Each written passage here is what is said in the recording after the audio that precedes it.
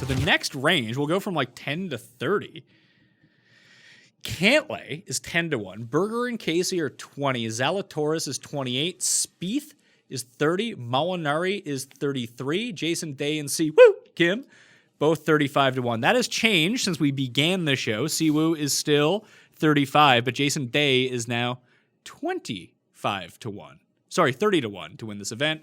I bet him at 35 to 1 this morning. He opened on DraftKings Sportsbook this morning at 50 to 1. That lasted about 10 minutes because everyone hammered it. They hammered it down to 35. It's now down to 30. He will be 20 to 1 by the time this tournament starts. He is the most popular bet of the week. I have made the bet. He has a top 5 finish 5 out of the last 6 years. And here's the thing.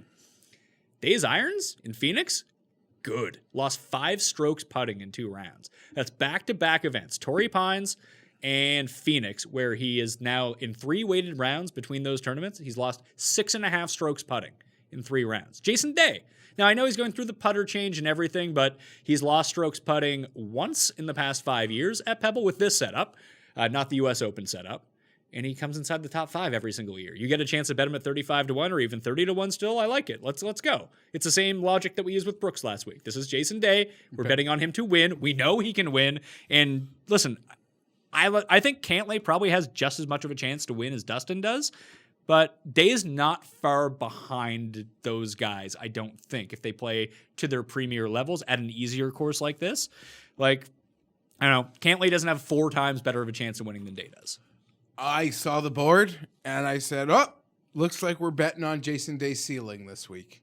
And I got a 30, and I didn't even know you guys had already betting down. And I was pretty happy about it. We're betting on the ceiling, just like we did with Brooks. It's just like I did with... And it was the same thing I did, honestly, the week before at Torrey with Adam Scott, who brought a live ticket to Sunday. He didn't win, but I said, no, Adam Scott 50, we're going to take that ceiling. And we took the ceiling with Brooks. And yes, this is 30, but Rahman, JT, and Rory aren't here. And Xander. So 30 literally feels, in comparison to the 50, this actually feels a lot better in many ways. Because you're like, no, he's got to beat 2 guys. 3 guys. I like Berger a lot too, to be perfectly honest. But you get my drift. We're playing the ceiling here. And unlike Brooks, there's actually form statistically on important stat metrics. Brooks...